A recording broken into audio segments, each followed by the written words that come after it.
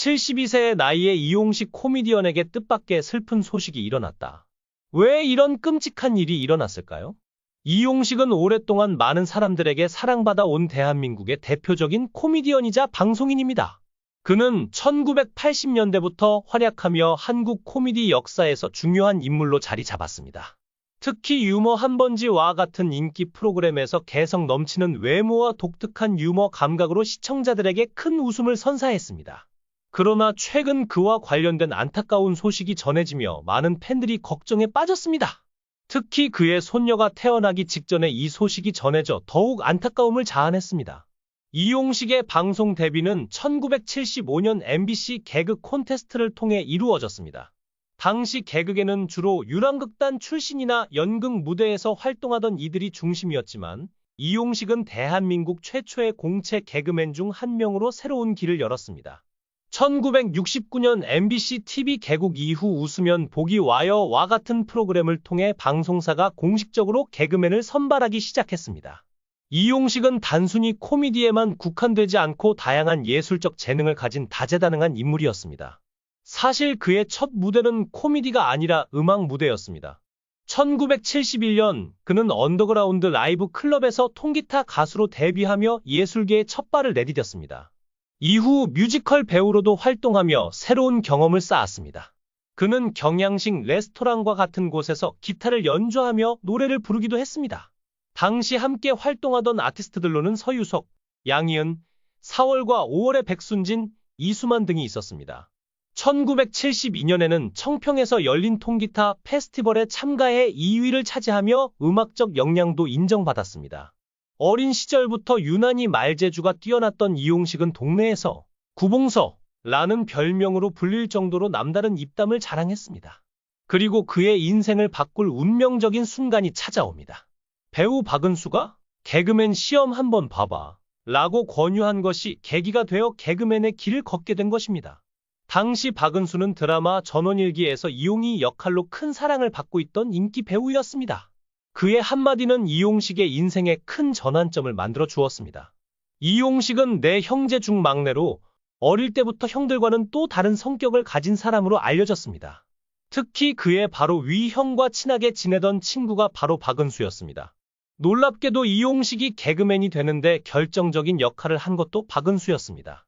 그러나 데뷔 직후 이용식은 큰 주목을 받지 못했고 얼마 지나지 않아 군복무를 위해 입대해야 했습니다. 다행히 그는 군대에서 문선대에 배치되어 무대 경험을 계속 쌓을 수 있었습니다. 이 과정에서 개그 실력을 더욱 갈고 닦을 수 있었고 총 36개월 동안의 복무 기간 동안 축적된 무대 경험은 이후 그의 개그 인생의 큰 자산이 되었습니다. 제대 후 MBC에 복귀한 이용식은 그의 인생을 바꿀 또 다른 운명적인 프로그램과 만나게 됩니다. 그것은 바로 어린이 프로그램 뽀뽀뽀였습니다. 당시 새롭게 기획된 프로그램이었던 뽀뽀뽀는 어린이 시청자들을 위한 프로그램으로 연출을 맡은 감독과 제작진이 왕영은, 김병주와 함께 이용식을 캐스팅하며 그에게 잘 부탁한다 는 말을 전했습니다. 이렇게 시작된 뽀뽀뽀와의 인연은 무려 19년 동안 이어지는 장기 출연으로 발전했습니다. 그는 프로그램을 통해 밝고 친근한 이미지를 구축하며 어린이뿐만 아니라 온 가족이 사랑하는 코미디언이 되었습니다. 이 경험은 그의 경력에 있어 큰 전환점이자 성공의 발판이 되었습니다. 이용식은 이 프로그램의 중심에서 많은 사랑을 받으며 국민적인 인기를 누렸습니다. 그러나 화려한 인기에 비해 그의 삶에는 많은 어려움과 시련이 찾아왔습니다. 특히 그가 한창 전성기를 누리던 시기에 예상치 못한 불행이 닥쳐왔습니다.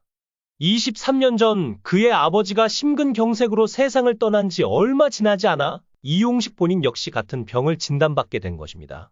아버지를 떠나보낸 경험이 있었던 만큼 그는 심근경색의 위험성을 누구보다도 잘 알고 있었습니다. 주변 사람들은 이용식이 의사보다 심근경색에 대해 더 잘 안다 며 농담을 하기도 했지만 병은 예고 없이 찾아왔습니다. 그는 응급실로 실려가 의식을 잃기 직전 마음속으로 강한 다짐을 했습니다. 나는 반드시 살아남겠다. 그는 응급실 침대 위에서 주먹을 꽉 쥐고 생에 대한 강한 의지를 불태웠습니다. 그리고 수술실 문틈 너머로 6살 딸 수민이가 간절하게 기도하는 모습이 보였습니다. 그 순간 이용식은 다시 한번 결심했습니다. 내가 어떻게 낳은 아이인데 여기서 무너질 수 있단 말인가. 반드시 살아서 이 병원을 나가겠다. 이용식에게 딸 수민이와 아내는 그 무엇보다 소중한 존재입니다. 그가 가족을 특별히 소중히 여기는 데에는 남다른 사연이 있습니다. 사실 이용식 부부는 결혼 후 8년 동안 아이를 갖지 못해 큰 고민을 했습니다. 그들은 입양을 진지하게 고려할 정도로 힘든 시간을 보냈지만 기적처럼 자연스럽게 수민이를 품에 안게 되었습니다. 그 순간부터 수민이는 그에게 세상에서 가장 소중한 선물이 되었습니다. 이용식이 가족을 특별히 아끼는 데에는 그만의 복잡한 가족사가 자리하고 있습니다. 그의 아버지는 북파 공작원으로 활동하며 군번 없이 평안남도 진남포항에서 군용 배에 연료를 공급하는 임무를 수행했습니다. 내가 남쪽으로 갈 계획을 미리 알렸다면 우리 가족은 인민재판을 받았을 거다. 너희 어머니가 정말 몰랐기에 살아남을 수 있었던 거야. 이 말을 들은 이용식은 가족이 아버지의 계획을 알았다면 모두 목숨을 잃었을 수도 있었음을 깨닫고 자신이 살아남은 것이 기적이라는 생각을 하게 되었습니다. 1991년 이용식은 가까운 동료이자 친구였던 이주일의 깊은 슬픔을 목격하게 됩니다. 이주일은 사랑하는 아들을 교통사고로 잃고 깊은 상심에 빠졌습니다. 특히 아들이 세상을 떠나기 한 달 전부터 그는 유난히 아들 이야기를 자주 했다고 전해집니다. 창밖을 보며 저 사람은 아들과 함께 걷고 있네 라고 말할 정도로 머릿속이 온통 아들 생각뿐이었던 것입니다. 이용식은 이주일의 건강이 악화되었을 때 의사로부터 그가 얼마 남지 않았다는 소식을 듣고 모든 일정을 취소한 채 그의 곁을 지키기로 결심했습니다. 두 사람은 마지막까지 많은 이야기를 나누며 시간을 보냈고 결국 이주일이 세상을 떠나자 이용식은 큰 슬픔에 잠겼습니다. 친구를 떠나보낸 후 이용식의 건강도 점차 악화되기 시작했습니다. 그는 망막 변성으로 인해 한쪽 눈을 실명했고 뇌경색 진단을 받아 지속적인 치료가 필요하게 되었습니다. 종합병원에서 치료를 받는 것이 그의 일상이 되었지만 그는 늘 희망을 잃지 않고 긍정적인 태도를 유지했습니다. 그러나 그의 건강에 대한 태도가 완전히 바뀌는 계기가 있었습니다. 바로 딸 이수민의 임신 소식을 들었을 때였습니다. 나는 그전까지 건강을 크게 신경 쓰지 않았고 항상 괜찮아질 거야라며 낙관적인 마음으로 지냈어요. 하지만 손주가 태어난다는 소식을 듣고 생각이 완전히 달라졌습니다.